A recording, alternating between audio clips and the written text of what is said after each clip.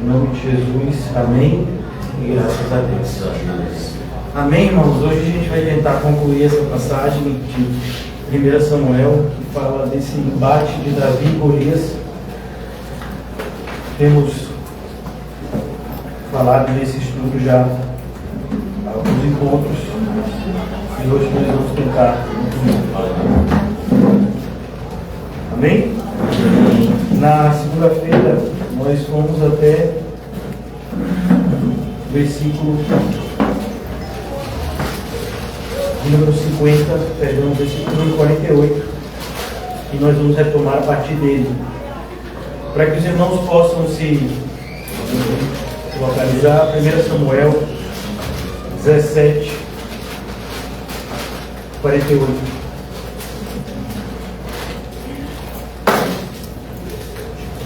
Davi agora parte para a batalha.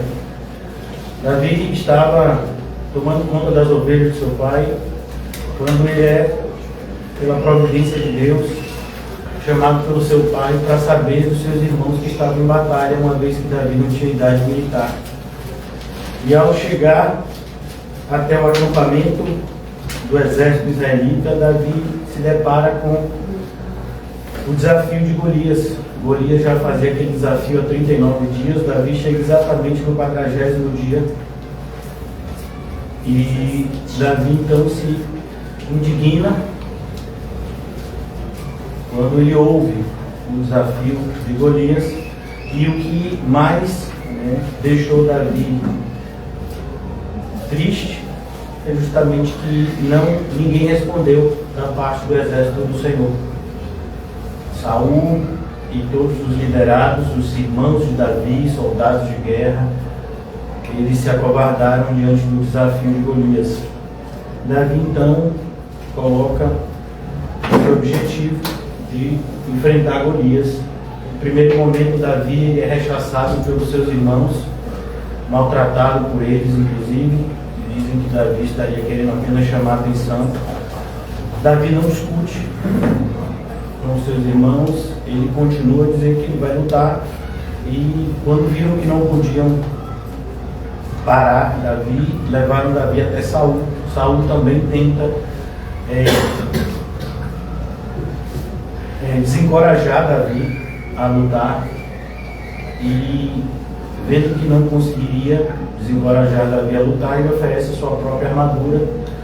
Davi, no primeiro momento, veste, vê que fica pesado, folgado. Davi então diz que não conseguiria lutar com aquela armadura, ele não estava acostumado, e que ele deveria ir como o Senhor tinha preparado ele até aquele momento. E ele dá o exemplo do urso e do leão que ele tinha vencido, e ele fala: o Senhor me deu a vitória contra o urso e o leão, mostrando que a confiança de Davi não estava nele.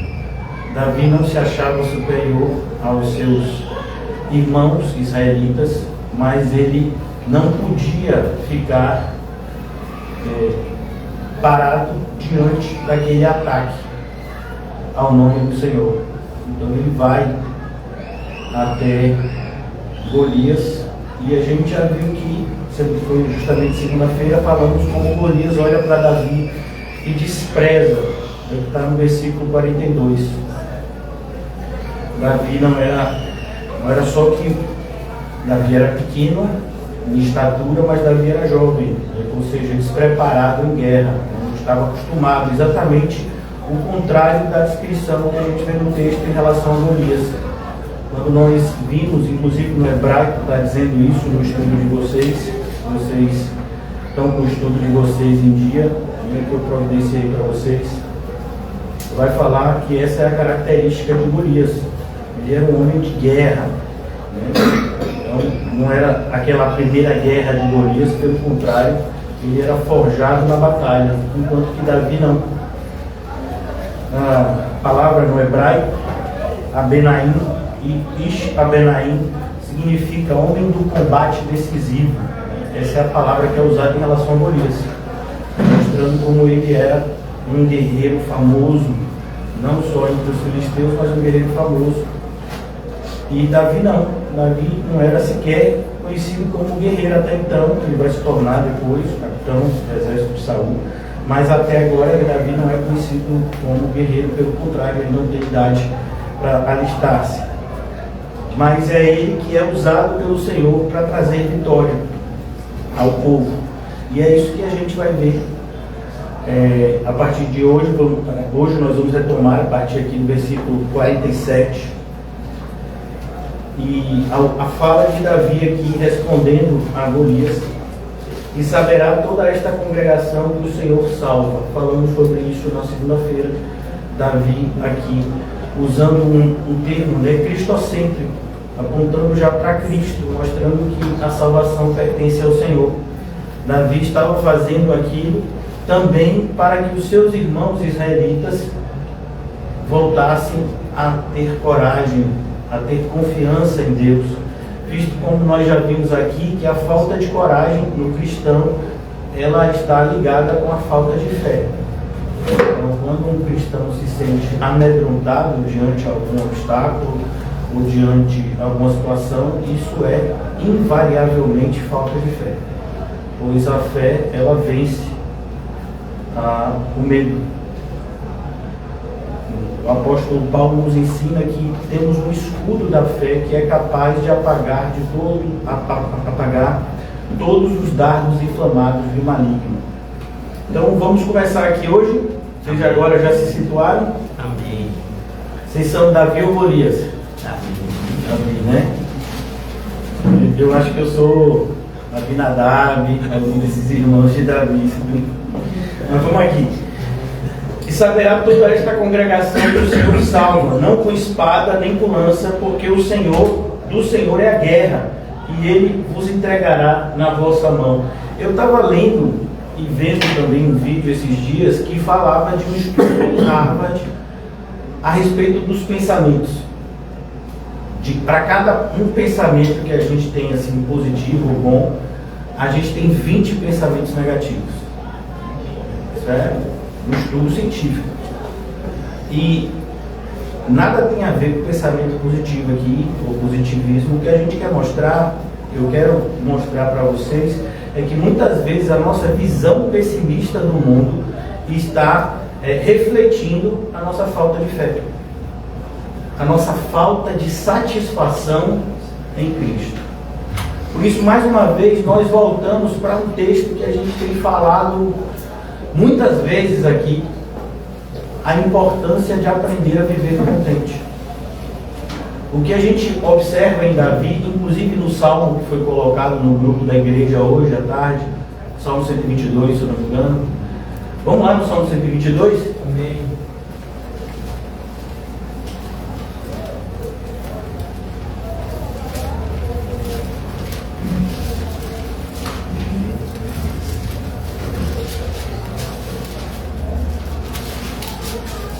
Salmo 122.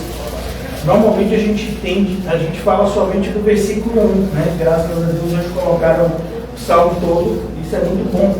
Não sei como é que está escrito aí na sua Bíblia, mas na minha tem oração pela paz de Jerusalém, cântico dos degraus de Davi. Cânticos que as pessoas faziam quando estavam em romaria, indo em direção a Jerusalém, em peregrinação, uma vez que existiam as festividades oficiais. Nas festividades oficiais, que eram 3, Páscoa, Pentecostes e a festa das colheitas, a dos tabernáculos, Pentecostes e a festa das colheitas. Então as pessoas iam de todas as partes até Jerusalém e eles iam cantando hinos, e esse é um deles. Então, Davi, ele escreve esse hino: alegrei-me quando me disseram, vamos à casa do Senhor. A gente costuma usar esse versículo falando, como nos sentimos alegres quando somos convidados a vir à igreja. De fato, mas aqui fala um pouco mais. Aqui fala de você sair de uma determinada localidade e dirigir-se para outra. Exigia, inclusive, muito mais esforço. Como a gente falou aqui recentemente sobre um vídeo que eu vi de um pastor na África que foi para assistir o culto, que nem ia pregar, ia assistir o culto de outro pastor que estava vindo de fora.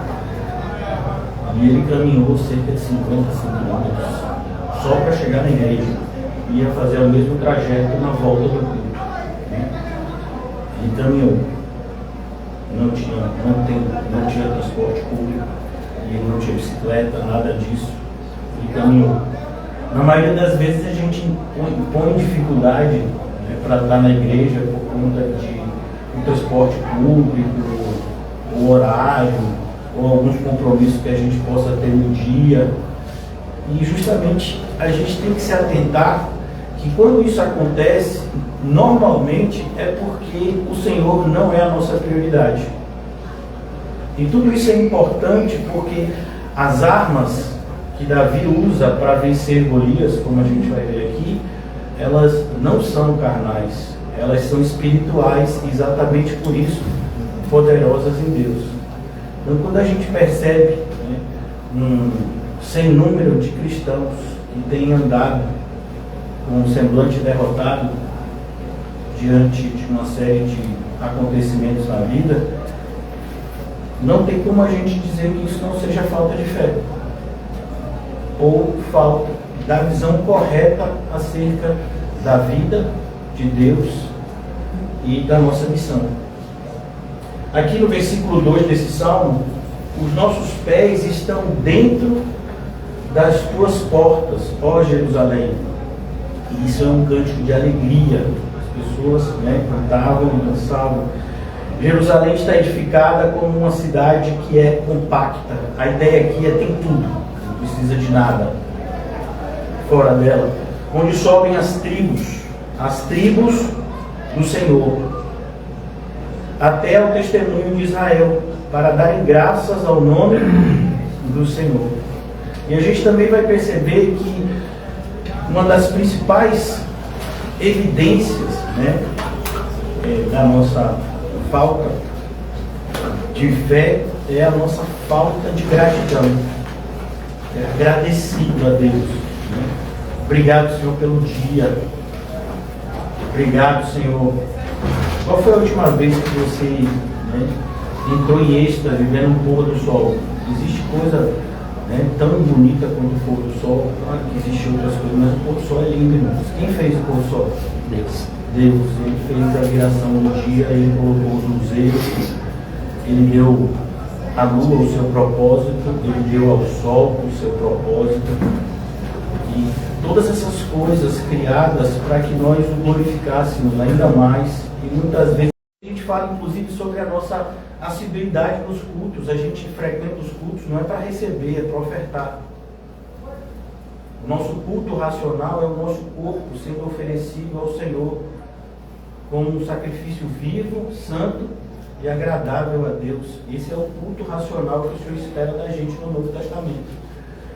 E muitas vezes a gente vem para a igreja na atitude de receber. Estou me sentindo tão mal que ia me sentir melhor. Eu cheguei aqui tão triste, pensei que ia sair alegre, estou saindo mais triste ainda, porque o pastor só fala coisa que me deixa para baixo. Eu não quero te deixar nem para baixo nem para cima, estou tentando te levar para o céu. Mas eu não posso fazer isso, né? Eu só posso apontar a direção certa e eu mesmo segui-la como exemplo. Por causa dos meus irmãos e amigos, direi: paz esteja em ti. Por causa da casa do Senhor nosso Deus, buscarei o teu nome. Eu estou lendo aqui porque é justamente isso que Davi está fazendo. Davi está fazendo isso de forma prática em 1 Samuel 17. Você acha que Davi não sabia que Golias era um gigante?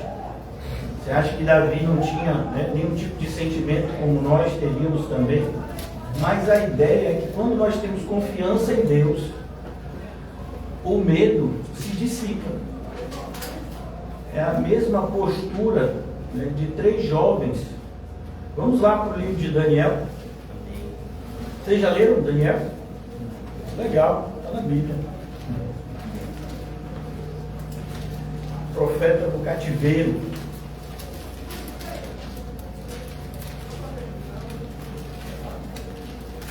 Daniel, filho de Daniel, profeta Daniel. capítulo 4.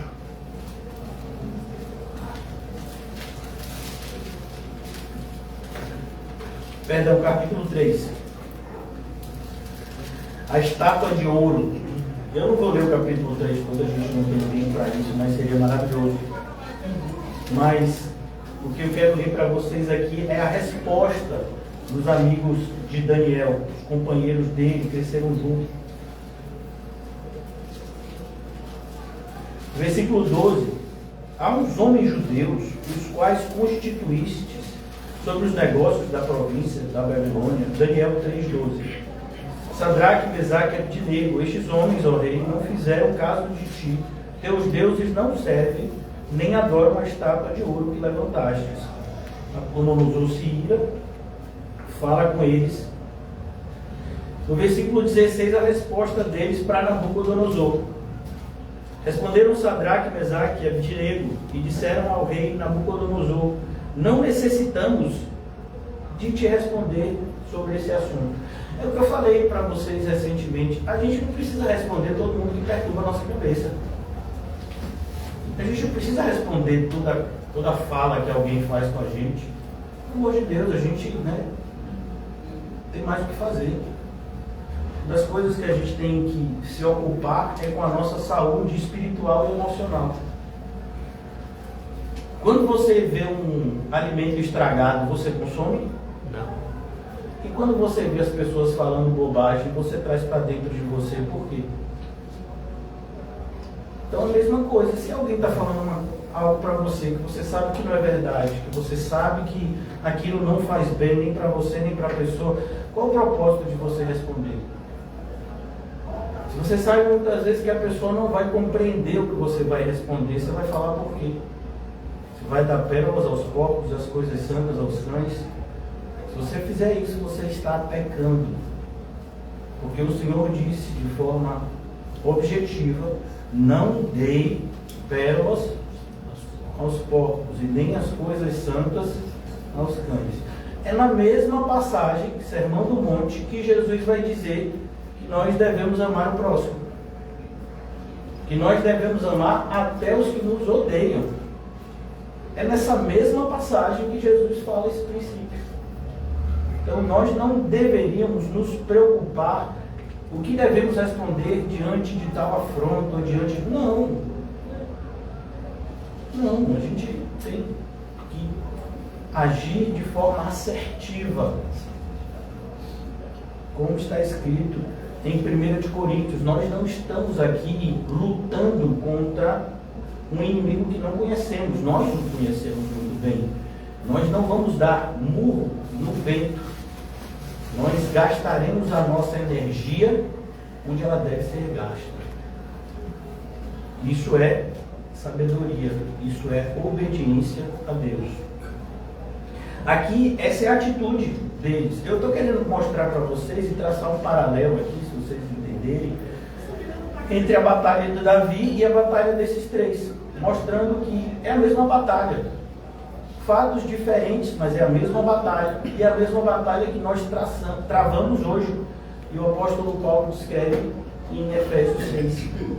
Responderam: não necessitamos, versículo 16, de te responder sobre esse assunto. Eis que o nosso Deus, a quem nós servimos, porque todo aquele que adora a Deus, o serve. Como você pode dizer que adora a Deus se você não serve a Ele? Você só espera que Deus faça as coisas por você, você não faz nada por Ele. É um absurdo quando uma pessoa acha que está fazendo alguma coisa demais quando vem para a igreja. Fico imaginando assim, quando você vai na McDonald's, você diz: eu já fui na McDonald's, não é possível que ninguém aqui vai me dar um sanduíche. É assim que vocês agem? Não. Quando chega no Habib's, as esfirras saem caindo na cabeça de vocês? Não. Você chegou lá no Habib's e falou assim: você quer o quê? A pessoa vem para a igreja, acha que já fez, sabe? Eu fui para a igreja. Sabe, eu sou um crente que vai para a igreja. É mesmo. É bem legal para você isso, mas eu quero saber o que você faz com o que você recebe aqui. como você age diante de tanto que você tem recebido quando você vem aqui. Porque conhecimento, irmãos, não é simplesmente você guardar informação na cabeça. Você sabe usar aquilo? Não adianta você ter bastante informação se você não sabe processá-la e não usá-la quando deve usar. Por isso que o obreiro aprovado fala de atitude prática, não é aquele que conhece muito a Bíblia, a nível de conhecer intelectualmente, eu sei que o versículo está ali, sei que essa passagem está ali, sim, e você sabe aplicar, você sabe dizer quando determinado versículo deve ser usado, quando esse versículo deve ser aplicado, você sabe fazer a distinção entre eles, você sabe dizer qual o propósito em cada passagem, o que Deus quer nos ensinar aqui e ali, ou só decorou? Então é isso que a gente tem que buscar, é isso que faz de você um obreiro aprovado, que manuseia bem a palavra de Deus. Aqui esses jovens são obreiros aprovados. Eis que o nosso Deus, a quem nós servimos, é que nos pode livrar. Olhe, pode. Não disse que ele vai, disse que ele pode. O que eles estão dizendo aqui de forma muito clara é algo que Paulo vai falar lá, anos depois, aos Filipenses. O viver é Cristo e o morrer é lucro. Para eles é isso que eles estão dizendo aqui. Se o Senhor quiser que a gente viva mais, Ele livra a gente da fornalha. Se não, de boa. Se tiver na hora de ir me encontrar com o meu Deus, amém. Se Ele quiser que eu fique mais aqui, amém também. Em tudo daremos graças. Essa é a postura de toda a Bíblia, não é só do Novo Testamento, do Antigo, irmãos. É o que nos pode livrar. É que nos pode livrar. Outra coisa que a gente percebe aqui, em similaridade ao que está acontecendo com Davi. A confiança de Davi não é na sua funda. A confiança de Davi é no Senhor.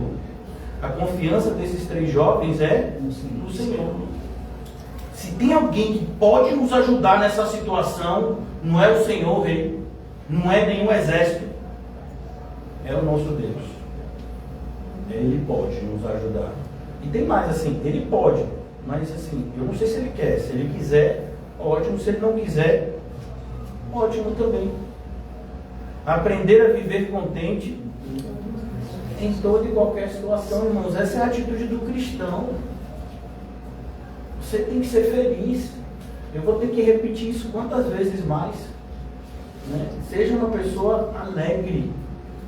Seja uma pessoa que as pessoas desejam conhecer, desejam estar perto. Pastor, mas isso não significa que o mundo vai estar me querendo? Vai não, meu filho. Quanto mais feliz no Senhor você tiver, mais indignação o mundo vai ter a seu respeito.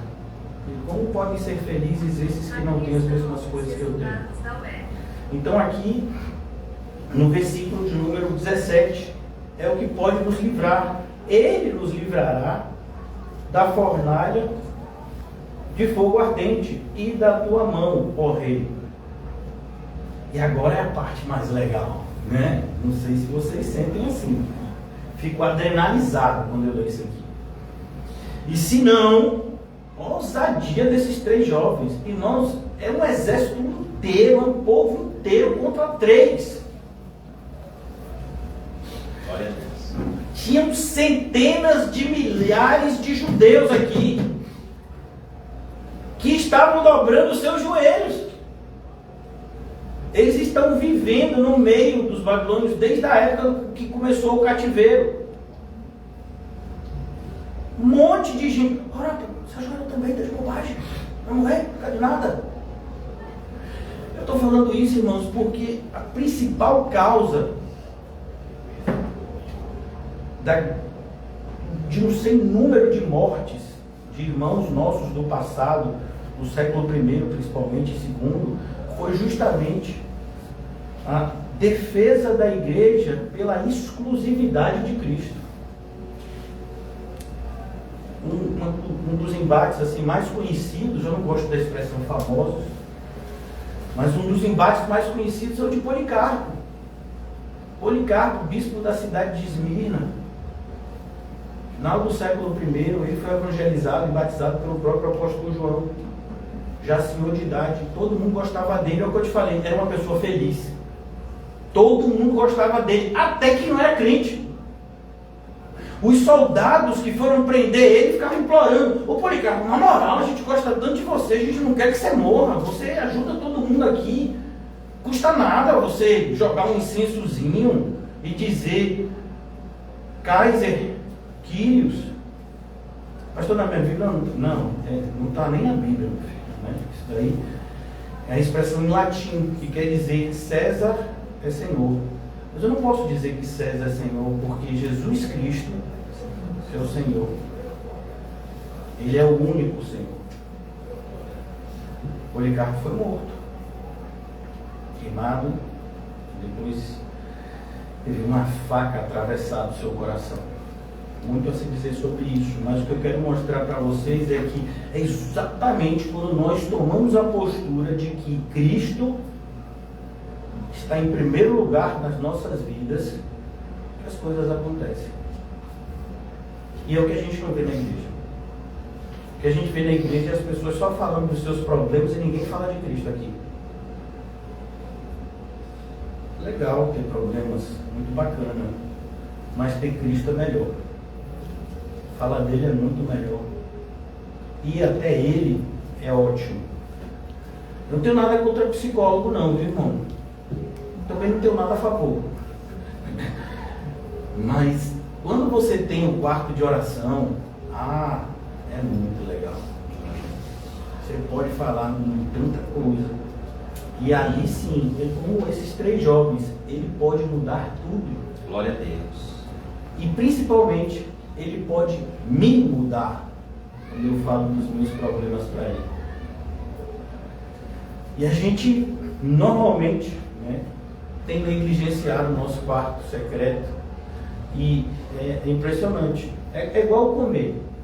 Quando você sabe que a pessoa está comendo errado? Quando a pessoa engorda, irmão. Quando a pessoa faz de repente, né, um exame e dá lá ferro baixo, né, a pessoa está comendo um monte de bobagem. Engordou, né?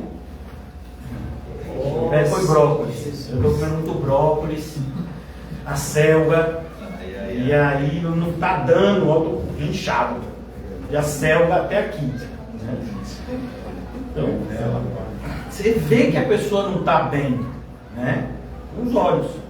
A mesma coisa é, como é que você sabe que uma pessoa não está praticando o quarto de oração?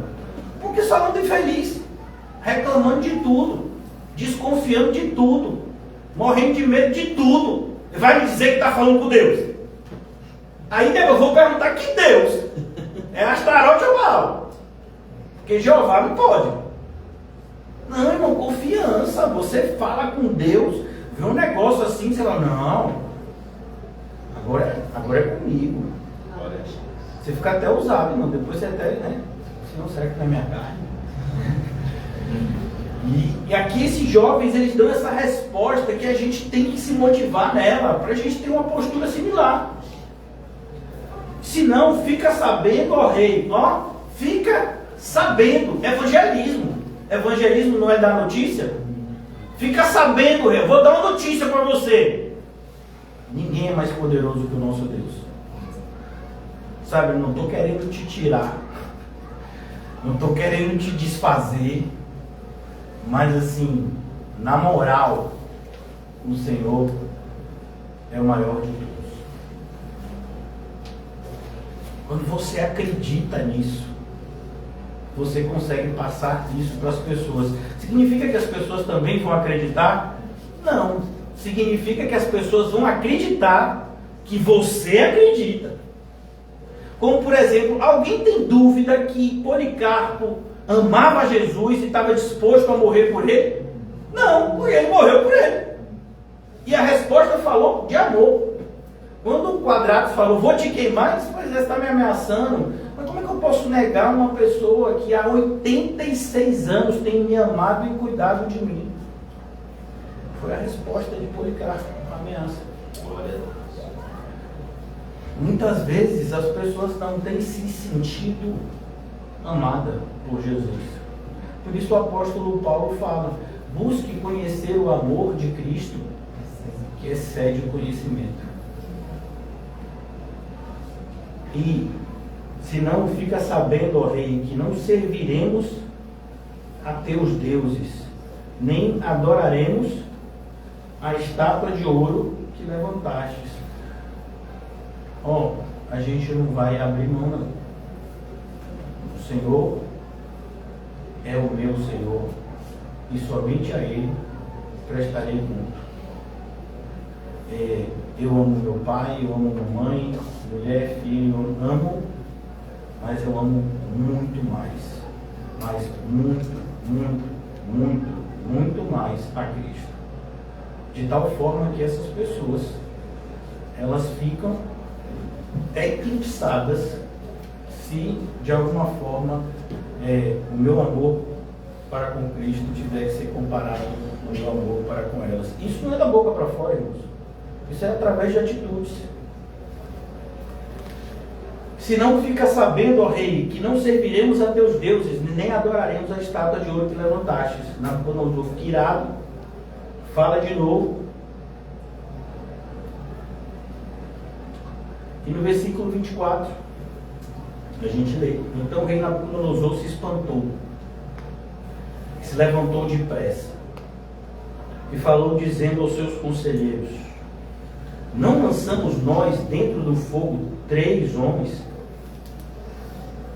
atados? Responderam e disseram ao rei: é verdade, ó rei. Versículo 25: respondeu dizendo: eu porém vejo 4 homens soltos. Ninguém pode aprisionar aqueles que Deus libertou. Sabe, aonde está a prisão e a liberdade, na maioria das vezes, é na nossa mente. Quando você conversa com determinadas pessoas, elas se sentem prisioneiras nas suas próprias casas. Fobia de sair, chama de fobia social. Uma série de restrições autoimpostas. Por quê? Porque não se sentem livres. A Bíblia vai dizer que como o homem pensa, assim ele é. E não adianta a gente ficar só falando coisa bonitinha, porque não é isso que importa. O que importa é você acredita. Tem que vir do coração. Essa fé primeiro precisa dominar o seu interior, e então ela vai sair da sua boca como um vulcão em erupção, de forma incontrolável. Mas primeiro ela tem que ser acesa dentro de você. É isso que a gente percebe aqui. Versículo 25: sem sofrer nenhum dano, e o aspecto do quarto é semelhante ao Filho de Deus. Aqui é uma cristofania, uma visão de Cristo antes de ele nascer, antes de ele encarnar. Então, quero voltar com vocês a 1 Samuel e mostrar que é isso que está acontecendo com Davi, sem tirar nem pôr. Mostrando que esse acontecimento na vida de Davi é um acontecimento que se repete na vida de todos os cristãos. E alguns precisam enfrentar gigantes todos os dias. Essa é a sensação que a gente tem. John Bunyan chega a dar um nome para o gigante. E ele diz: é o gigante da dúvida. E ele mora, é o gigante desespero que mora no castelo da dúvida. A dúvida, que é a ausência de fé. Versículo 47, 1 Samuel 17. E saberá toda esta congregação que o Senhor salva. Você sabe disso? Você sabe que o Senhor salva? Veja que uma evangelista do passado, muito famosa, entre os reformados por evangelizar na África no início do século passado. Ela fala de uma experiência que ela teve muito jovem, que motivou ela ao campo missionário. Quando o seu pai, também cristão, foi visitado por um senhor idoso, falando sobre Cristo, a ele e a ela. Disse: minha filha, você sabe que Jesus te salvou? E ela, uma criança, provavelmente já perto da adolescência, claro, né? Foi ensinada, foi catequizada na profissão de fé cristã. Eu sei, ele disse: não, eu não estou falando que você sabe que Jesus salvou alguém. Você sabe que Jesus salvou você. Porque uma coisa é a gente falar no abstrato, falar que Jesus salva, falar que Jesus salvou a sua igreja, falar que Jesus salva, né, tal. Você já passou pela experiência de ser salvo. Eu estava perdido e fui achado. Eu estava morto e o Senhor me deu vida. Essa experiência, ela precisa ser pessoal. Ninguém vai permanecer na igreja por meio da experiência de outros. Se você não tiver um encontro pessoal com Cristo, você não tem como seguir. É exatamente isso que move Davi. Davi anda com Deus. Davi anda com Deus quando ele está pastoreando as ovelhas. Davi anda com Deus quando ele está na casa do seu pai. Davi anda com Deus quando ele tem que tocar harpa para Saul. Davi anda com Deus quando ele está aqui enfrentando Golias. Davi anda com Deus. Deus é o companheiro de jornada de Davi. Cristo nos chamou para usufruirmos da sua companhia. Eis que estarei com vocês até a consumação dos séculos. Mas a grande questão é que Cristo não anda atrás da gente. Nós é que deveríamos andar nas suas pegadas. Se nós resolvermos traçar os nossos próprios caminhos, não devemos contar com a companhia de Jesus. Jesus tem o caminho, a verdade e a vida. E ninguém vai ao Pai, ou vem ao Pai, como ele disse, senão por meio deste caminho, que é Ele. Davi está mostrando isso de forma exemplar para os seus irmãos. E ele salva não com espada, nem com lança, porque do Senhor é a guerra. A ideia de Davi é que o Senhor sabe o que faz. O Senhor não precisa de nada. O Senhor sabe o que faz. E Ele vos entregará na nossa mão. Quem é que está enfrentando Golias? Davi, mas ele enfrenta Golias representando todo o povo. O povo era covarde. Pois é, mas é assim mesmo. Eu estou fazendo isso para ver se eles têm de volta a coragem. Fazendo de tudo para com todos, para, se possível, salvar alguns. Versículo 48. E sucedeu que, levantando-se o filisteu, veja como os servos das trevas são prudentes. Eles acreditam Davi, mas na hora do pega, antes ele foi o primeiro. Vou matar esse menino aqui para esse pessoal aprender a me respeitar. Como é que manda uma criança para lutar comigo? Esse é o pensamento do mundo, muitas vezes. Quantas vezes as pessoas tentaram ou intentaram matar o apóstolo Paulo? Várias vezes. Sucedeu que, levantando-se o filisteu e indo encontrar-se com Davi, a atitude do filisteu, apressou-se Davi. Davi não se acovarda, Davi também não fica esperando. E é isso que o cristão tem que entender. No nosso combate da fé, nós não somos vítimas, nós não somos coitadinhos, nós fazemos parte do exército vencedor.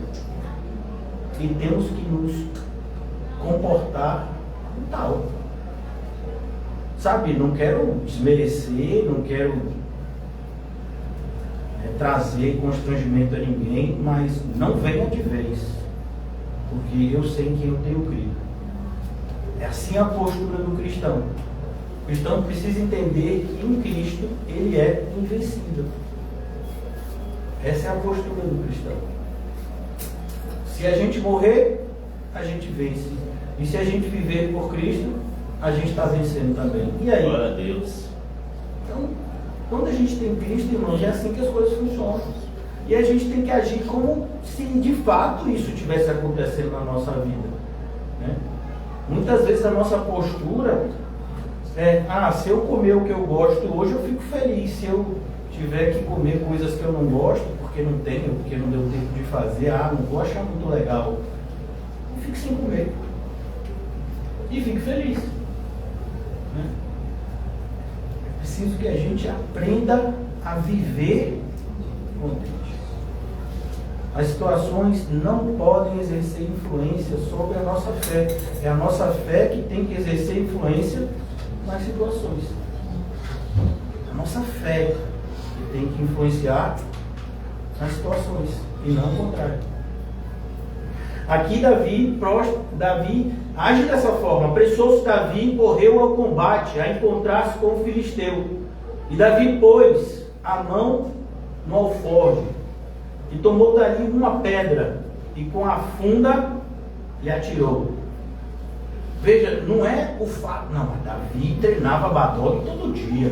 Davi era um sniper de Badog. Ele provavelmente devia treinar. Mas não é isso aqui. Aqui não é a perícia de Davi. Aqui é a providência de Deus. Não por força, nem por violência, mas pelo meu Espírito. Uns confiam em carros, outros em cavalos. Nós confiamos no Senhor. Então a postura do cristão é: eu confio no Senhor. Eu confio no Senhor. Inclusive, quando a gente age de forma prudente, é porque confiamos no Senhor. Porque o Senhor diz que devemos ser prudentes como as serpentes e simples como as pombas. E sucedeu que, levantando-se o filisteu, indo encontrar-se com Davi, Davi também se apressou e correu ao combate. Davi correu ao combate. Como disse o apóstolo Paulo: eu combati o bom combate da fé. E o apóstolo Paulo avisa para esse filho na fé: Deus não nos tem dado espírito de covardia. Então, se você está tendo um espírito de covardia, ou melhor, uma atitude covarde, isso não vem de Deus. É isso que Paulo está dizendo. Quando ele diz não nos tem dado espírito de covardia, a atitude de covardia não provém do Senhor. A atitude de covardia não provém do espírito, vem da carne. É isso que Paulo está dizendo. E ele diz nessa passagem: qual espírito o Senhor tem nos concedido? O Senhor tem nos dado espírito de poder. Ali no grego é a palavra dínamos, de onde a gente tira a palavra no português dinamite. Poder, moderação, domínio próprio, amor. Esses são as características dos obreiros do Senhor. Eles têm coragem, mas é uma coragem que não é fazer o que eu quero fazer porque eu quero mostrar que eu posso. Não, eu domino a mim mesmo primeiro, para que eu possa fazer as coisas pelo Senhor. Uma coragem que provém, acima de tudo, do amor. Do amor que o Senhor sente por mim e do amor que eu sinto pelo Senhor. Continua Davi. Davi pôs a mão no alforje e ele vai atirar, e ele feriu o filisteu na testa, e a pedra se lhe encravou na testa. Davi lançou a pedra no filisteu. O filisteu está vindo para ele com espada, com lança, mas ele é alvejado por uma simples pedra lançada por uma criança e desfalece. A ideia aqui é que ele não morre, ele não morre aqui, mas é como se ele desmaiasse. né? Uma pancada na cabeça e perde os sentidos. E caiu sobre o seu rosto em terra. Essa é a expressão no original. Aqui ele não morreu. Ele cai e Davi depois vai consumar, né, a vitória com a espada do próprio Golias. Como a gente já falou, Deus pega o sábio com a sua própria astúcia. Aqui Davi representa isso. Caiu sobre o seu rosto. Assim Davi prevaleceu contra o filisteu com uma funda e com uma pedra, querendo mostrar para nós que nós não precisamos de grandes recursos para triunfarmos naquilo que o Senhor tem para que a gente venha fazer. Muitas vezes, quando a gente fala de igreja, evangelismo e tantas outras coisas, nós pensamos que nos faltam recursos. Na maioria das vezes pensamos que faltam recursos materiais e realmente, né, não temos nada sobrando. Mas o que nós percebemos é que na seara, que é grande, a principal falta são recursos humanos. A seara é grande e os ceifeiros são poucos. Veja que mesmo diante da nossa realidade, que é uma realidade extremamente diminuta, nós somos uma igreja de poucos membros, você vai perceber que desses poucos membros, alguns que já frequentam há muito tempo na igreja, poucos têm alguma coisa que fazem efetivamente pela igreja. Porque os ceifeiros são poucos. Muitas pessoas se acreditam como cristãos, mas não participam do serviço. É um alerta para essas pessoas, pois naquele grande dia muitos estarão diante do Senhor e ouvirão palavras que não vão gostar de ouvir. Por isso o Senhor nos alerta: façamos a obra do Pai enquanto é dia, pois a noite vem quando ninguém pode trabalhar. Temos uma parábola que nos estimula a prática das boas obras. A parábola da figueira. Para que eu vou deixar uma figueira crescendo se ela não dá fruto? Vamos cortar e lançá-la fora. Não, vamos dar mais tempo, Senhor, um ano. Senão, a gente vem e corta. Então é preciso que você entenda, não confunda a longanimidade de Deus com impunidade. Cada um dará conta das suas ações e das suas omissões. As omissões também. Quando Jesus fala no capítulo 25 de Mateus, que eu já falei com vocês aqui, ele vai dizer: vocês não fizeram. Vocês foram omissos em relação a isso. Por isso, vocês estão condenados. Spurgeon tem um sermão que é justamente baseado nessa passagem, que ele fala o grande pecado de não fazer nada. Muitas pessoas têm essa postura na igreja: eu não estou fazendo nada. Sabe, eu parei de fazer uma série de coisas erradas que eu fazia de errado, mas assim, eu não estou fazendo nada de proativo. Pois é, a igreja, ela vai falar sobre essa realidade da graça. A graça transforma as pessoas. Aquele que roubava, não rouba mais, trabalha, não para juntar para si, mas para ajudar o necessitado. Olha a visão daquele que de fato é alcançado pela graça do Senhor. E sucedeu que, levantando-se o filisteu, indo encontrar-se com Davi, e agora Davi prevalece contra o filisteu. Versículo 50. Davi fere com uma funda, com uma pedra, e feriu o filisteu e o matou, sem que Davi tivesse uma espada na mão. Para ficar claro, Davi não precisava ter uma espada na mão. Por quê? Porque o filisteu tinha. Então, realmente, né, ele tem que arrancar o pescoço. Não dá para arrancar o pescoço com uma pedra. Então, eu tenho que ter uma espada. E só preciso de uma. Né? Só precisa de uma espada. Então, é a dele. Versículo 50. Sem que Davi tivesse uma espada na mão, mostrando às pessoas: tenham coragem, confiem no Senhor. Por isso correu Davi e pôs-se em pé sobre o filisteu e tomou a sua espada, tirou-a da bainha. Ou seja, ele não teve nem tempo de tirar a espada da bainha. Por isso que a gente deveria, né, eu acho interessante, ter um desenhozinho que fala, né, sobre algo parecido com Davi, mostrando uma pessoa olhando para Golias e dizendo: não tem como vencer esse gigante. E Davi estaria pensando, né, isso no desenho, né, não tem como eu errar a pedrada num alvo desse tamanho. Veja que tudo é uma questão de visão. Glória a Deus. Então você quer muito amar o próximo?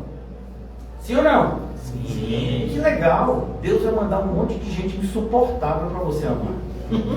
Oh, Senhor Jesus. Por quê? Porque amar só os que nos amam não é esse o amor que Deus quer que a gente tenha. Esse amor não precisa Deus fazer nada. Você quer paciência? Já tem gente bem. Eu acho bom você querer. Mas se você quer paciência, Deus vai enviar problemas para gerar em você paciência. É como uma pessoa chegar na academia e diz: olha, eu quero muito músculos. Aí você vai dizer: ó, ali está o peso, pode carregar, comece agora, né? Não vim aqui para carregar peso, eu vim aqui para ganhar músculos. Pois é, essa é a única forma, né? Então, paciência é gerada desse jeito, amor desse jeito, né? Todas as qualidades que o cristão precisa ter. Alegria, eu quero muito ser uma pessoa mais alegre. Deus vai enviar o quê? Seu time ganhando tudo? Não, Deus vai enviar um monte de coisa que você ia chorar, mas agora você vai aprender a se alegrar, inclusive nas tribulações. Quando você está fraco, é que você é forte. Então, se eu quero muito ser uma pessoa mais feliz, Deus vai te dar uma série de motivos para você ser feliz. E aí você vai descobrir que a felicidade de Deus é transcircunstancial. Que a felicidade que Deus propõe a você e a mim está acima das circunstâncias. Porque uma felicidade circunstancial o mundo tem a oferecer. O que Deus tem a oferecer é exclusivo dele. Ah, eu quero muito alegria. Pois é, só tem a alegria de Deus aqui. Se você quer a alegria do mundo, você está no lugar errado. Se você quiser a alegria de Deus, você vai ver que o negócio é bom. O negócio é tão bom que até quando você tem motivo para chorar, você sorri. Coisa de doido. Mas é mesmo, coisa de doido. Acima da razão. Glória a Deus. O Senhor, Ele vem e nos consola com um consolo que excede o entendimento. Eu não sei porque eu estou me sentindo tão bem, era para eu me sentir tão mal. Isso é o crente forjado. Os crentes de Araque, rapaz, eu não sei, era para eu me sentir tão bem, eu estou me sentindo mal. Eita Deus. São os crentes de Araque, né? Os crentes de Avenida 7, Paraguai. Sabe quando você comprava aquele tênis por 35 e pisava no chiclete e o solado ficava? É sério que você achou que um Nick era 35? Rapaz, me dei de bem, comprei um Nick. É assim mesmo. De R$300 por 30. Meu filho, no primeiro chiclete ele fica o solado, né? Cuidado. A alegria do mundo é falsa. A alegria do mundo, ela desvanece como a névoa. Glória a Deus. Quando você olha para a névoa, ou para que a gente chama de nuvem, parece que é um monte de algodão doce, né?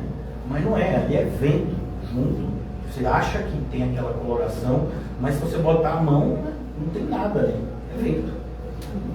Assim é a alegria que o mundo propõe. Agora eu queria trazer para vocês aqui, concluindo, e matou e lhe cortou com ela a cabeça. Percebeu? Golias foi morto pela sua própria espada.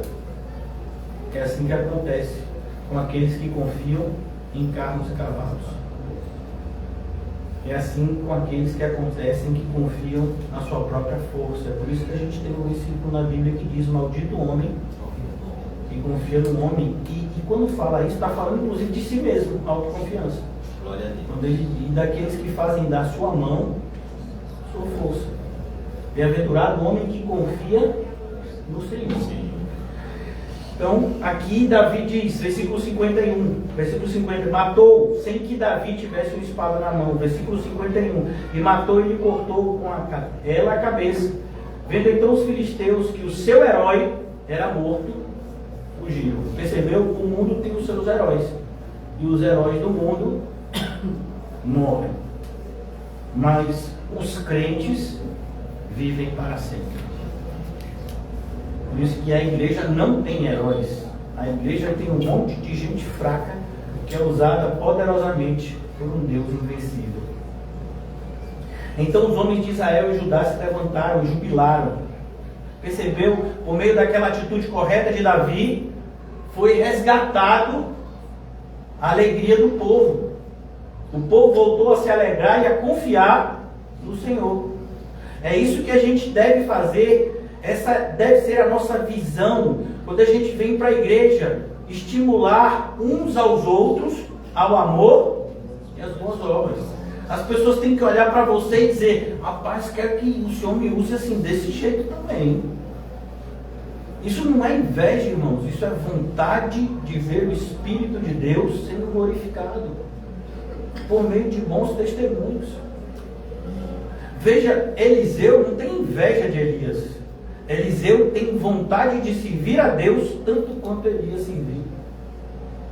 E ele vai dizer: ó, quero porção dobrada, porque se me vem uma porção só, poxa, não dou metade. Ele olhava para Elias assim, meio, sabe, Elias é quase um super-homem na visão de Eliseu, né? Mesmo com todas as falhas e fraquezas. Elias tinha uma coragem, né? Tinha uma comunhão com Deus assim, que colocava ele acima da maioria das pessoas da sua geração.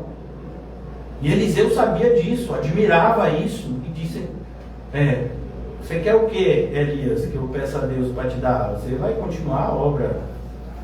Eu quero porção dobrada.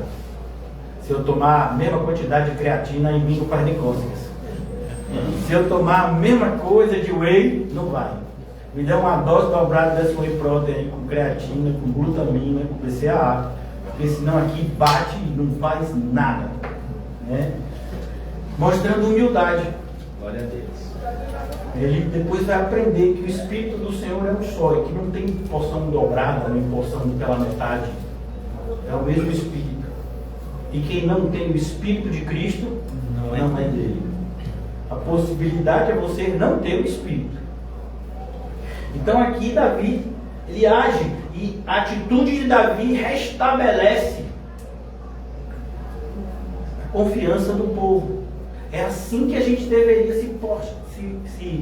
se comportar quando a gente perceber alguns irmãos que estão, sabe, enfraquecendo. Seja forte por você e por seus irmãos. É o que a gente vai ver, por exemplo, na época de Neemias. O povo está sendo ameaçado de sofrer um ataque a qualquer instante. Mas eles precisavam reconstruir o muro também. Eles não podiam ficar lá esperando para serem atacados. Eles tinham que reconstruir o muro. Então, Neemias falou: e vocês têm quantas mãos? 2. Pois é, então, uma mão vai segurar a pá, que é um instrumento usado para construção, no caso a reconstrução do muro, e na outra espada. Fica de olho, porque se o povo vier, na mesma hora já está preparado. O que está sendo usado na construção é o mesmo que vai ser usado em batalha. E tem mais: vocês não estão lutando só por vocês, Olhem para dentro da cidade, vocês estão lutando pelas suas famílias. A responsabilidade que o cristão precisa ter de que ele é a luz do mundo. Se a gente retroceder, muitos cairão. Se nós fraquejarmos, muitos tropeçarão. A quem mais é dado, mais também será exigido. Por isso que o apóstolo Paulo vai dizer que de todos os sofrimentos que ele tinha, o que ele mais sentia era a preocupação que ele tinha por todas as igrejas. Ele ficava preocupado em cara, se desviou como é, está sendo invadida por falso mestre, mas assim, como falso mestre, mas pessoas de dentro estão falando coisas que não... Como assim? As cartas mostram essa preocupação do apóstolo Paulo em relação à realidade de cada igreja. Por isso você vê as cartas que a gente chama de cartas paulinas, são cartas endereçadas a igrejas locais. Carta aos Filipenses, a igreja que se reunia em Filipos. Carta aos Tessalonicenses, a igreja que se reunia em Tessalônica. Carta aos Efésios, a igreja que estava em Éfeso. A preocupação do apóstolo Paulo com esses irmãos, para que ele não tivesse esse sentimento: será que eu corri em vão? Será que eu me esforcei pela salvação desse grupo e fui em vão? Por isso ele vai dizer em uma determinada passagem, por um determinado grupo cristão, eu sinto outra vez dores de parto. A ideia, eu pensei que vocês já tivessem nascido de novo, mas parece que vocês não nasceram de novo ainda. Parece que vocês ainda estão, recebendo o Evangelho pela primeira vez. E eu estou na expectativa que vocês sejam regenerados. Triste muitas vezes, mas essa é a sensação que a gente tem com pessoas de anos de igreja. Não é possível, porque determinadas atitudes não são compatíveis com o regenerado. Mas a nossa esperança é como Davi: por meio da ação de alguns, muitos sejam alcançados, ou alguns sejam alcançados. Então os homens de Israel e de Judá se levantaram, jubilaram e seguiram aos filisteus até chegar ao vale e até as portas de Ecrom, e caíram os feridos dos filisteus pelo caminho de Saraim até Gate e até Ecrom. Toda vez que o mundo ameaçar a gente, dizer, se acontecer isso, vai ser aquilo, o mundo é mentiroso, irmãos. Qual foi o desafio de Golias? Quem lutar comigo, se ganhar, a gente larga as armas na hora e todos os filisteus vão servir aos israelitas. Confia em mim. Golias morreu e o povo está aqui lutando. Mas nem que era um só para lutar. É sério que você acreditou no ímpio? Você assina um contrato com o ímpio e você espera que o ímpio vai cumprir o contrato. É sério? Se cumprir é milagre, meu filho. Não, a gente não confia, a gente faz as coisas. Por quê? Porque elas têm que ser feitas. Por isso que a melhor coisa é dar do que emprestar. Quando você empresta algo a alguém, isso não é fé. Isso é imprudência, no mínimo. Porque você... E ainda mais quando eu ouço de um crente que emprestou algo ao ímpio. É quase para você sentar e dar gargalhada. Mas não é como assim, rapaz? É sério. É porque eu fiz o que estava no meu coração. Não enganoso. Ou não, meu filho. É para dar? Dê. E se não faça. Porque tudo que você vai conseguir é decepção, frustração, angústia, sentimento de que foi passado para trás. Não, meu filho, não é assim, Vamos lá. Os ímpios não são confiáveis. Olha o que está dizendo. Os ímpios são ímpios. O próprio nome está dizendo, é como o John Bunyan dizendo: vocês têm que sair da cidade da destruição. Você entendeu? O nome da nossa cidade é Cidade da Destruição. Você precisa de um cartaz para entender que ela vai ser destruída. Vocês não entenderam que estão correndo risco de vida vida morando nessa cidade. Então, é a mesma coisa. Os alertas do Evangelho, eles estão para nos protegerem, como foi falado na segunda-feira. Eu queria trazer aqui, a gente já vai concluir, eu queria trazer aqui algumas aplicações práticas que eu escrevi recentemente. Não sei se está igual ao do livro de vocês, que essas anotações eu fiz hoje. Eu acho que é um pouco mais aplicável aqui para o que a gente está falando, depois eu vou até ver. A primeira coisa que a gente aprende aqui, do que a gente estudou hoje, é confie mais no poder de Deus do que nos recursos visíveis. O que a gente está vendo, a postura dos crentes, é a postura, sabe, de que, se eu estiver vendo que tem um portão para me proteger, aí eu confio que Deus vai me guardar essa noite. Mas e se o portão estiver quebrado, eu acho que eu não consigo dormir não, porque aí eu não consigo confiar em Deus com o portão quebrado. Então a gente dá mais crédito aos recursos. Veja que a atitude de Neemias, quando está voltando do cativeiro com a primeira leva ou a segunda leva dos judeus que estão voltando do cativeiro, o pessoal fica com medo, porque a estrada era perigosa, eles não tinham autorização de levar armas, porque eles ainda eram vassalos do império.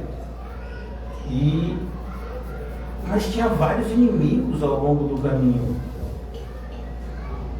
E fizeram, uma espécie de pedido: fala aí, Neemias, com o rei, você que tem intimidade com ele, fala com o rei aí para providenciar uma escolta para a gente. E Neemias vai dizer: mas como assim?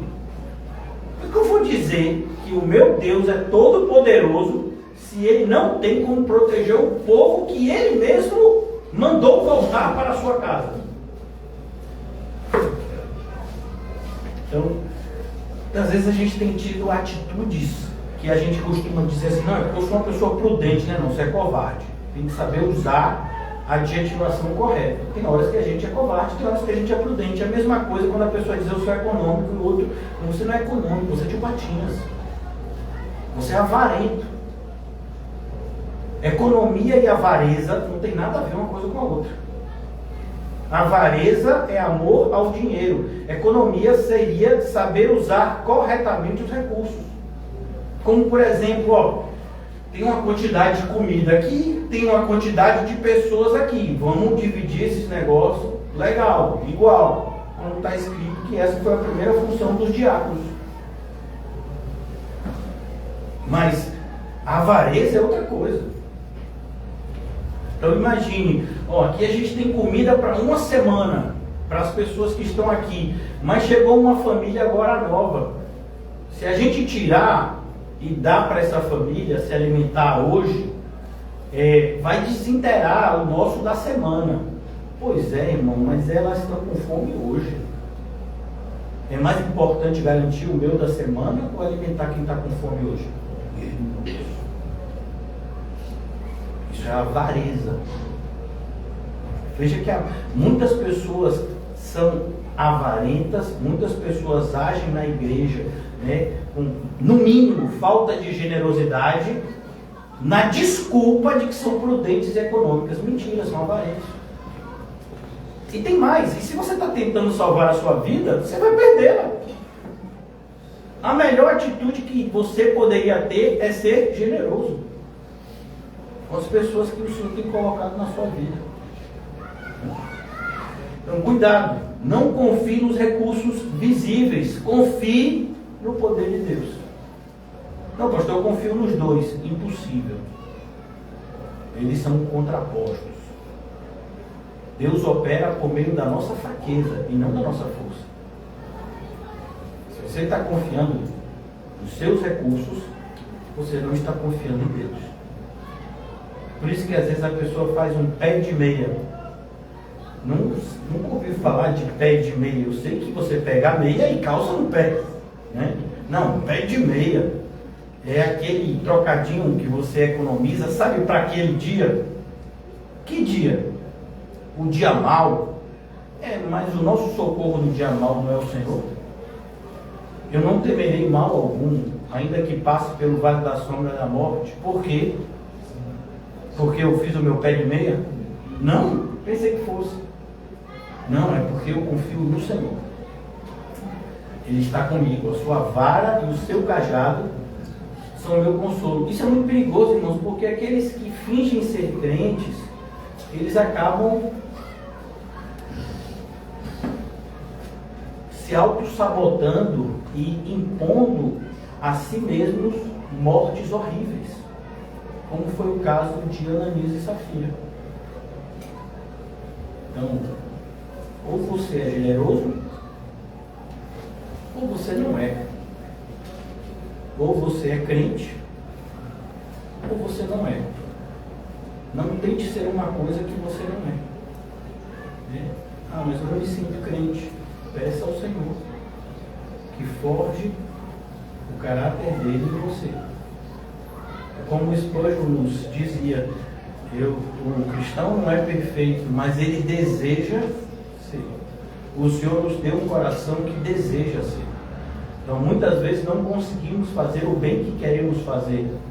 Isso me deixa satisfeito? Não, isso me deixa indignado comigo mesmo. E pedindo ao Senhor todos os dias que mude essa realidade, para que eu comece a conseguir fazer o bem que eu quero e sei que preciso fazer como cristão. Segundo lugar,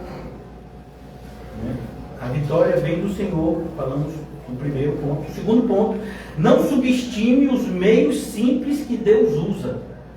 Eu acho interessante quando uma pessoa vem na igreja, apresenta um determinado problema e a gente fala assim, tudo bem, vamos orar. A pessoa pensa que, o pastor no caso, está, desfazendo do problema, ou está dizendo assim, não, vamos tratar sobre isso depois. Não, quando eu estou te dizendo vamos orar, vamos resolver o problema. Essa frase é uma frase de um cristão do passado, que viveu há anos atrás, com uma escassez de recursos absurda na sua época, e fez um evangelismo assim, poderosíssimo, Hudson Taylor. E ele dizia, olha, a gente pode fazer muita coisa depois de orar, mas a gente não deveria fazer nada antes de orar. A atitude do cristão diante de qualquer problema parece para muitas pessoas ser uma atitude extremamente simplista. Não confunda simples com simplista. Nós somos simples como as pombas, mas nós não desmerecemos as coisas e nem desqualificamos elas. Pelo contrário, nós vamos combatê-las usando as armas corretas, que são poderosas em Deus.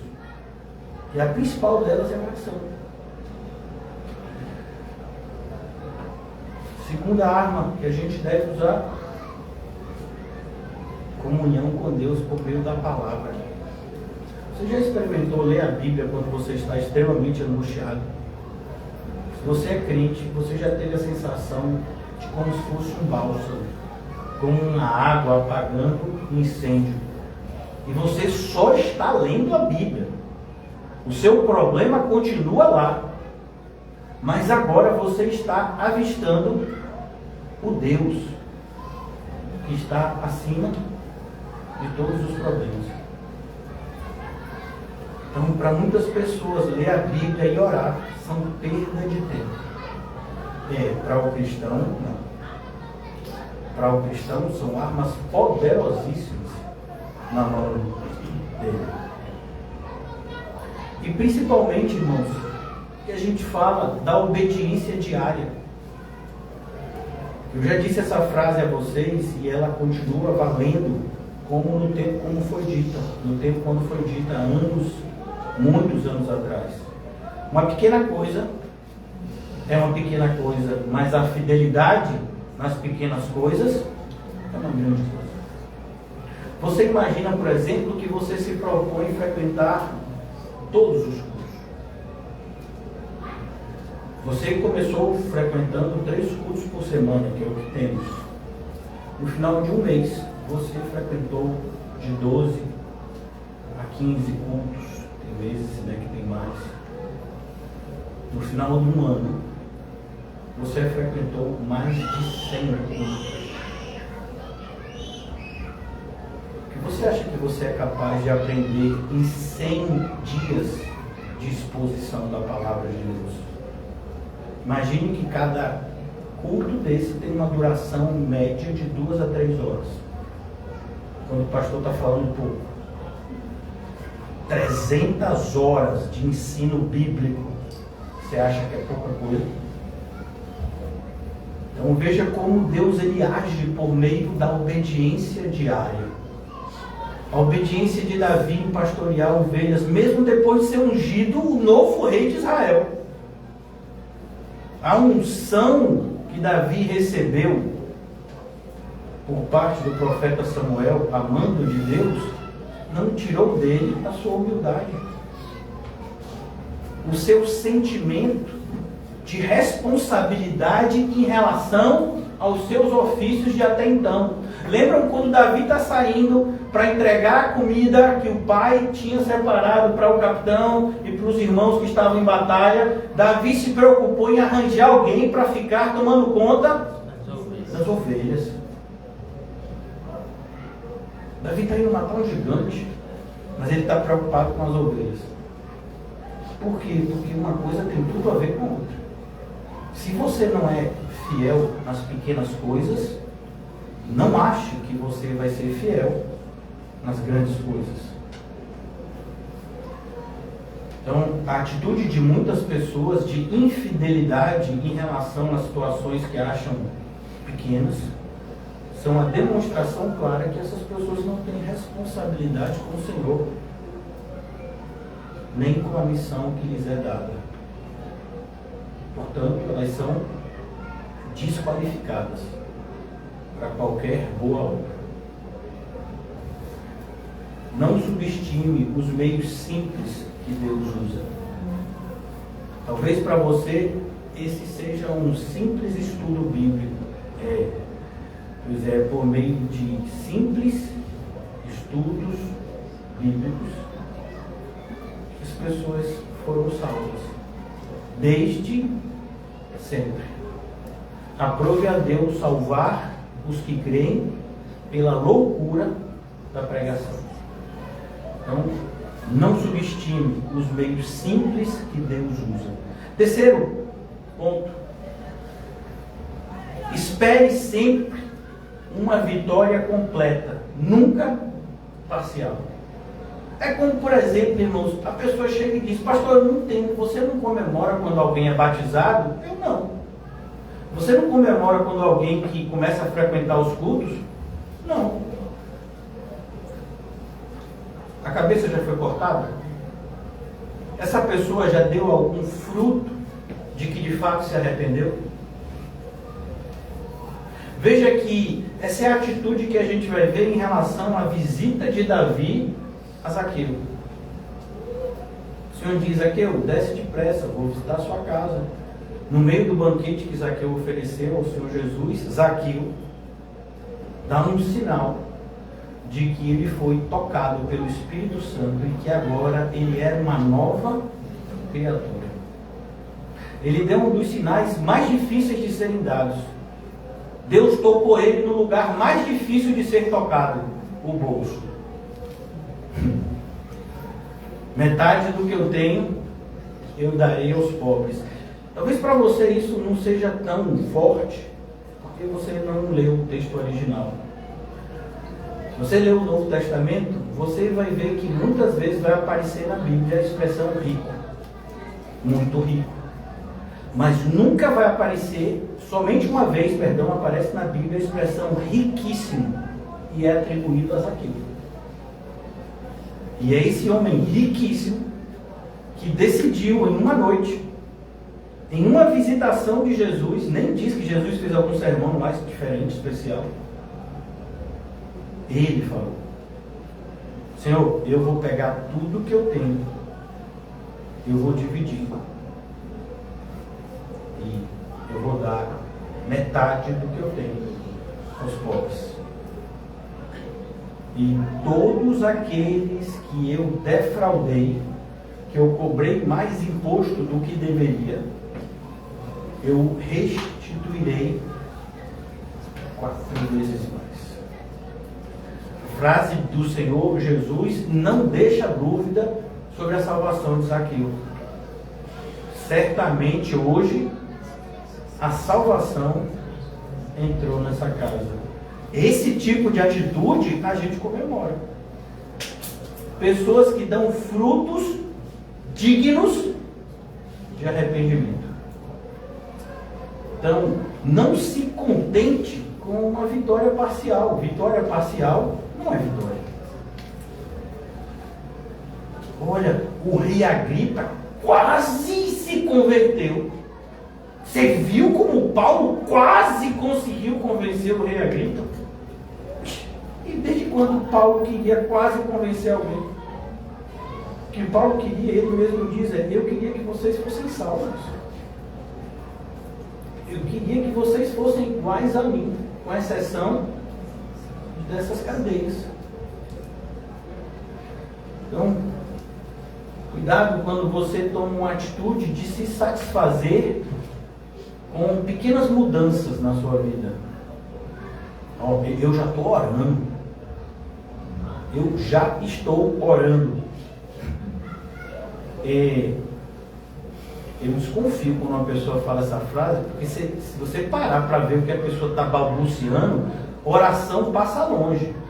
O que a pessoa está fazendo é ler uma lista de compras ao Senhor. Senhor, hoje eu queria que o Senhor me desse isso. Amém? É a oração que muitos fazem, quando dizem, já comecei a orar. Hoje eu já comecei a ler a Bíblia. Leu quantos versículos? 2. Nessa rapidez, em 500 anos você lê a Bíblia. Então, cuidado. Você tem que ser crente por inteiro. Tudo tem que ser feito novo. Ou você está totalmente em Cristo, ou você está totalmente fora de Cristo. Não tem como a gente estar meio salvo, meio crente, meio vivo. Eu acho interessante quando as pessoas usam a expressão fulano é quase crente. Eu fico tentando imaginar uma pessoa que é quase crente. É igual você dizer que comeu algo que quase é um milho. O que deve ser? Não sei, sinceramente, né? Eu sei o que é um milho, mas o que quase é um milho, eu não imagino. Eu comi algo que quase é uma melancia. É um melão? Não sei. Quase é uma melancia. Então, quase não existe, irmãos. Ou é, ou não é.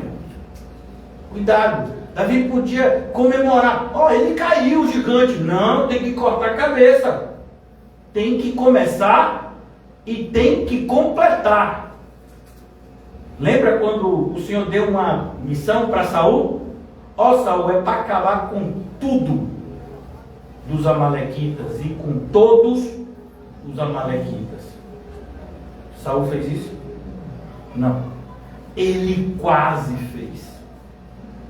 Aquele que quase fez, não fez nada. Por isso, cuidado. Entenda que a vitória só é vitória quando ela é completa. Pare de conviver com Golias feridos.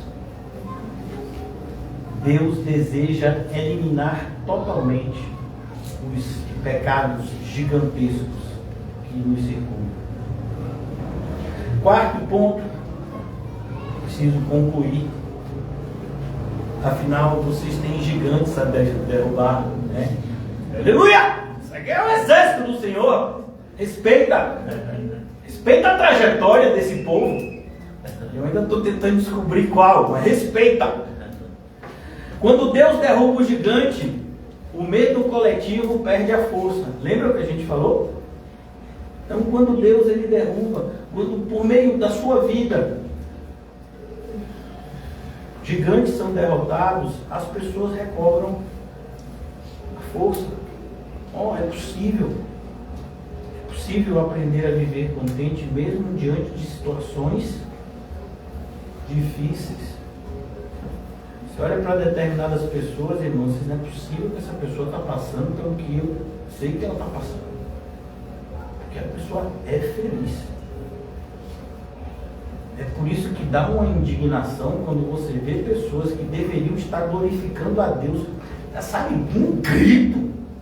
E a pessoa está se queixando da temperatura ambiente, da comida que não estava na temperatura legal, o sal não foi suficiente. É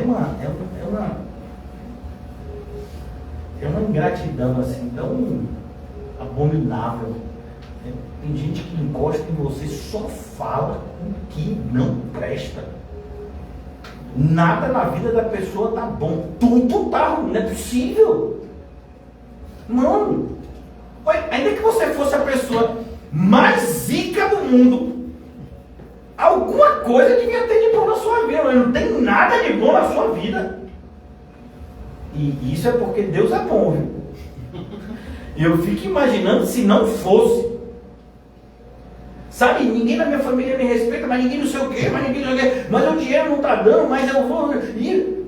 Rapaz, quase que dá vontade de dizer, durma aqui na igreja com o seu Edson.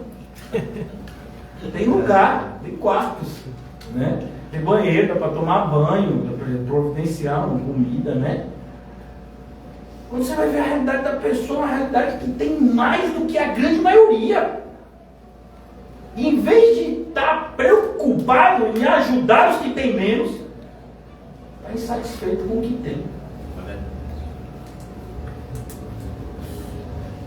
Por isso que essas pessoas, elas jamais derrubarão gigantes. Elas estão aprisionadas por eles. Mas quando alguém, ou alguns, como foi o caso de Sadraque, Mesaque e Abednego, que a gente leu aqui, se propõe a fazer o que a maioria está negligenciando fazer, muitos recobram a força. Por isso que a gente não pode retroceder. Ainda que quase ninguém queira vir, eu venho. Ainda que a grande maioria não leve a sério, eu levo. Por quê? Porque quando eu obedeço a Deus, é legal demais para mim. E é o que eu desejo para os outros. Como é que eu posso apontar para uma direção que eu mesmo não estou disposto a seguir? Tem muita gente que parece aquela voz que você ouve na rodoviária e no aeroporto. Quem vai para Xique-Xique, embarque no portão C. A pessoa que está lhe dizendo para ir para o portão C, ela vai para algum lugar? Não, ela está só mandando você ir. O aeroporto tem essa mesma voz, né? Só que é mais chique do que a da rodoviária. Mas muitos têm se posicionado dessa forma. Repetem versículos bíblicos nas mídias sociais, falam de coisas que elas mesmas não estão dispostas a segurar nem com o dedo, como Jesus falava nos fariseus. Não, irmão, a pegada é outra. Você tem que ser a transformação que você quer nos outros. Você quer que todo mundo seja crente na sua casa? Comece sendo crente por um dia. Pastor, você está dizendo que eu nunca fui crente por um dia? Muito provavelmente. Porque ser crente por um dia, imagina, um dia tem 24 horas. Irmão. Você já conseguiu ser 24 horas por dia crente com C maiúsculo? Já imaginou? No dia que você fizer isso na sua casa, é capaz de todos os incrédulos da casa virarem crente mais do que você. Porque esse é o poder do testemunho. Inclusive, esse é o nosso chamado. O convite do Senhor é para que sejamos suas testemunhas. Até os confins da terra, suas testemunhas. Continuando. Quinto ponto. A sua fé, e é o que a gente está falando aqui, só agora mais de forma mais objetiva, a sua fé pode encorajar outras pessoas, percebeu? A sua fé pode encorajar outras pessoas. Vamos lá, você consegue. Vai, você consegue. Sai com ela, mas eu não estou muito com vontade. Normalmente as pessoas que dizem que não estão dispostas a fazer algo, elas revelam uma covardia de terem medo de falhar. E medo de falhar, irmãos, é muito bacana, porque o medo de falhar na vida do cristão coloca ele numa zona de segurança, que é total dependência de Jesus. Então, para nós cristãos, quando a pessoa diz, pastor, você estuda, você está preparado para pregar? Eu não, nunca estive preparado para pregar nenhuma vez. Todas as vezes que eu sou chamado a pregar, e são algumas vezes por semana, é o mesmo sentimento que eu tenho desde a primeira vez que eu preguei, de total incapacidade de pregar. Inclusive, incapacidade intelectual. Mas, se o Senhor me chamou para fazer algo, eu vou fazer. E vou fazer o melhor que eu posso. E é isso que tem que encorajar as pessoas. É o melhor que você pode. Esforço. Sabe aquela expressão que alguns usam? Fulano não joga bem, mas ele sua a camisa. Então, o cristão genuíno é aquele cristão que transpira a fé. Ele não está preocupado em ser melhor em nada. Ele está preocupado em dar o seu melhor a Deus.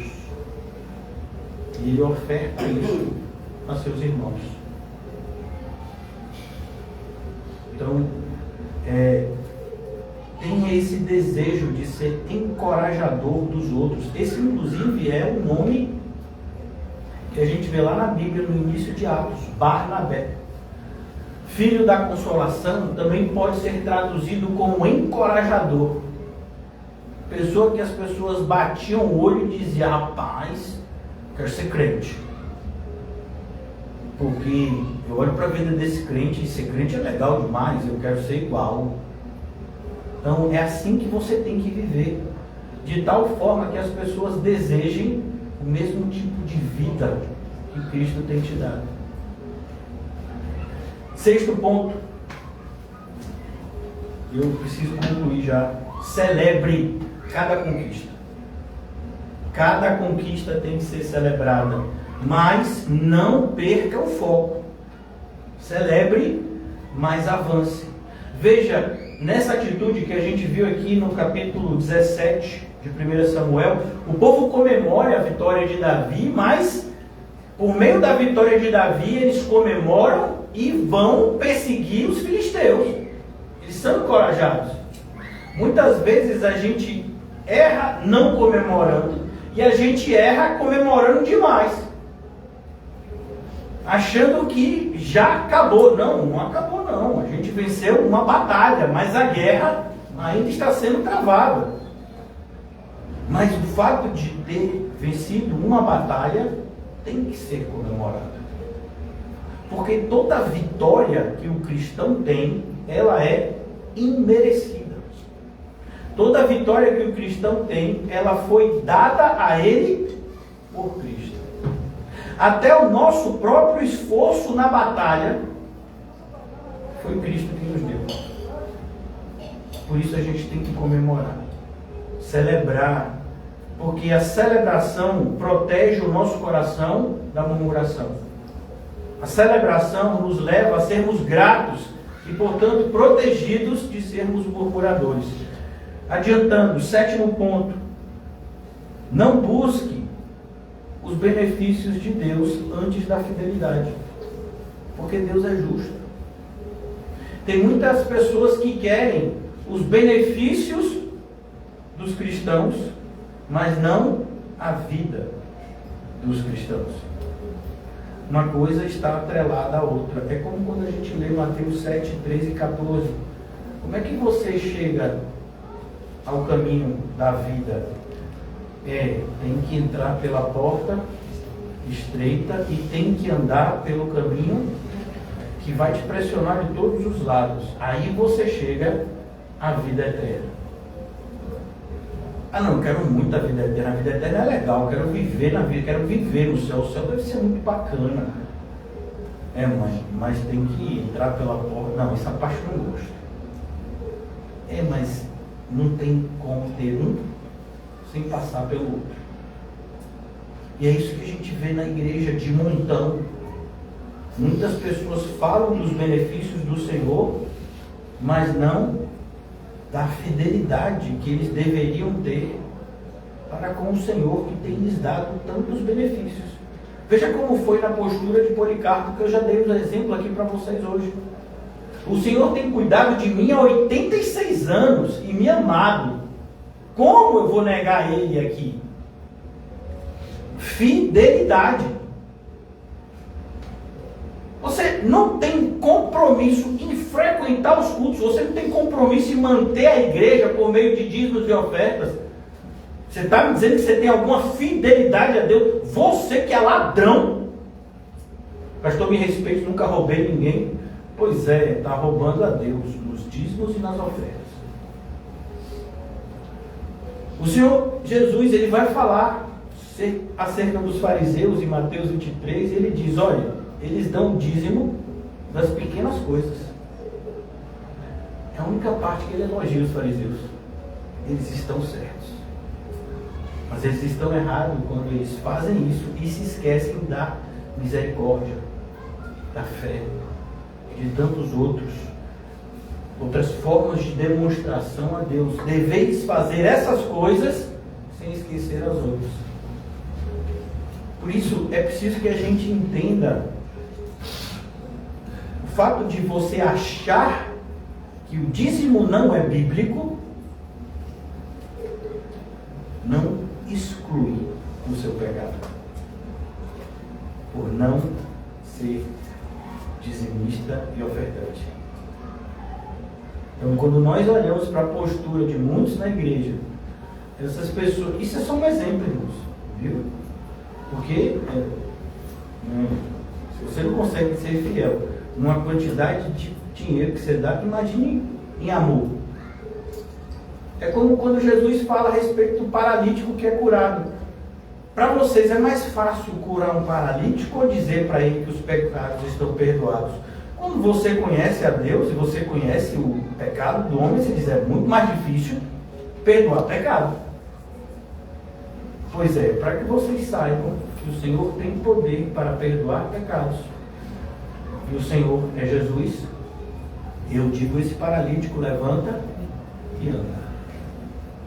O foco é na glória de Deus, como na vitória de Davi, por meio daquele que salva. Não foi o que Davi fala aqui? Vocês vão saber que o Senhor salva a sua congregação. Continuando, versículo ponto 8. A gente vai concluir, são bastante ponto aqui. Mas eu vou só até o 10, tá certo? É rapidinho. Deus transforma a ameaça em provisão. Então, às vezes você está fugindo da bênção. Pastor, agora não fuge mais não. É para ficar parado. A Bíblia vai dizer, Salmo 23, certamente a bondade e a misericórdia te perseguirão. A bondade e a misericórdia estão te perseguindo, vocês estão dando trabalho danado. Que a bondade e a misericórdia estão querendo chegar até vocês correndo, se escondendo dela. Então, muitas vezes, Deus vai transformar a ameaça em provisão. A espada de Golias vai se tornar depois a espada de Davi, quando ele está em fuga de Saul. Não tinha muita espada naquela época. Quando Davi está em fuga de Saul, ele vai até lá, e aí o sacerdote que estava responsável por guardar, né? Realmente a espada é sua, foi você que ganhou, que conquistou, que tomou do gigante. Nada mais justo, né? E é aquela espada que Davi vai usar durante muito tempo na batalha. Deus transforma a provisão, ou melhor, ameaça em provisão. Muitas vezes, né, nós estamos fugindo da bênção. Deus quer nos abençoar, mas nós estamos amedrontados demais para isso. Então a nossa confiança no Senhor vai nos manter sempre abençoados. Nono ponto: guarde na memória as vitórias que o Senhor tem te dado. Mais um ponto para a gente nos proteger da ingratidão, que é uma característica nossa. O mesmo Deus que fez tantas coisas na sua vida no passado, vai deixar de fazer coisas na sua vida no presente? Deus não muda. Então, guarde na memória as vitórias que o Senhor tem te dado. Como é que a gente faz isso? Por meio da oração, do testemunho, de registros espirituais que às vezes a gente pode ter através de um caderno de anotações. Que Deus já fez por você. Tantas vezes, temos sido ingratos e incrédulos quando temos todos os motivos para continuar acreditando e desafiando os gigantes. O último ponto que eu vou falar com vocês nessa noite, a respeito desse capítulo 17 de 1 Samuel, é para que você viva hoje, e todos os dias para o cristão são hoje, porque o amanhã pertence ao Senhor. Viva hoje à luz da vitória futura. Veja que em Cristo nós já somos mais do que vencedores. Essa é a vitória que o Senhor garante para todos nós. Então nós não devemos nos posicionar como pessoas derrotadas. Pelo contrário. Então, mas a pessoa está sendo inconveniente, mas alguma pessoa está fazendo algo, mas eu perdi alguma coisa, eu perdi alguém. Primeiro, você nunca teve nada, muito menos ninguém. Tudo nos foi dado ao Senhor e deveríamos agir agradecidos por meio disso. Então, eu amo muito os meus filhos. Qual é a melhor forma de demonstrar isso? Sendo grato ao Senhor pela vida deles. Se eu amo muito os meus filhos, eu tenho que ser agradecido a Deus, porque foi Ele que me deu. E a melhor forma de agradecer a Deus é sendo obediente. Então eu convido vocês, de novo, a serem felizes. Não é serem vitoriosos, não é agirem de tal... Não, é aprender a viver contente. Aprender a olhar para as situações. A informação que eu dei para vocês de um cientista, os pensamentos negativos vão vir, mas eles só são pensamentos. E você pode vencê-los enquanto são apenas pensamentos. É o que nós aprendemos, inclusive, no livro de Tiago. O pecado surge desse jeito, inclusive o pecado da incredulidade. O pecado, ele vem até nós através dos pensamentos. E se a gente coloca em prática, aí a gente consuma ele e ele nos mata. Essa é a equação. Mas, enquanto está no pensamento, ele é mais fácil de ser derrotado. E as suas consequências são muito menores. Por isso você precisa resistir. Você precisa acreditar. Você precisa viver como alguém que acredita. Não somente como alguém que parece que acredita. Que parece que acredita em algumas situações. Que parece que acredita durante algum tempo. Não, acreditar significa continuar acreditando. Então eu desafio vocês a viverem esses dias que vão nos separar até o domingo, se Deus quiser. Vamos estar reunidos dessa forma, contentes. Pare de se queixar de problemas e comece a olhar para eles como oportunidades de Deus abençoar a sua vida. Oportunidades que Deus está te dando de você se tornar a pessoa que você já deveria ser. Lembra? Vocês querem paciência? Está faltando problema? Posso dividir com vocês. Tenho alguns sobressalentes aqui. Está faltando amor? Tem um monte de gente querendo fazer mal para mim. Posso dividir também. Vocês sabem que eu não tenho egoísmo. Posso dizer, você que está querendo tanto fazer mal para mim, tem uma pessoa que eu queria dividir. Então, se alguém quiser, pode falar comigo. Quando terminar, pastor, eu estou querendo alguém que faça mal para mim, para poder eu amar os que me odeiam. Mas seja feliz. Por quê? Porque você vai sair daqui e se você não for essa pessoa que eu estou te dizendo, você continua aprisionado.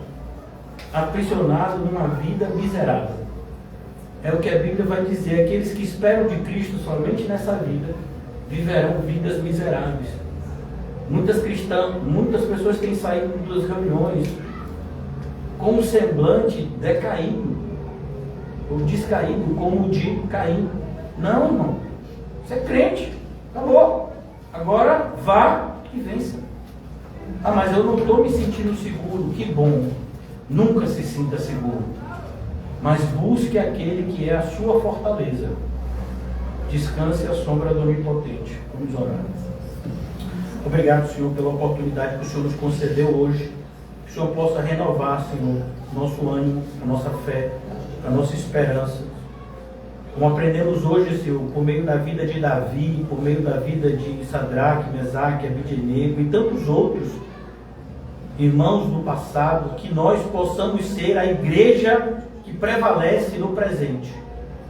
Livra-nos de todo sentimento de apatia e covardia, Senhor, e nos conduz em triunfo, para que possamos testemunhar, Senhor, ousadamente da Sua palavra, e que em cada dia, por meio da nossa vida, o Teu nome seja glorificado, Senhor, e a Tua igreja seja santificada.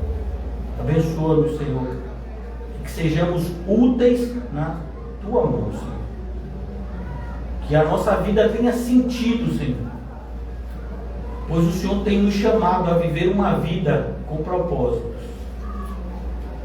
Não nos deixa a sentirmos novamente que estamos perdidos, mas que possamos viver como pessoas que foram encontradas, restauradas e comissionadas.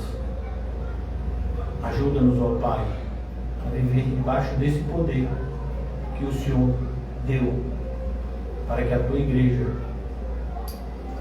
levasse a Tua mensagem.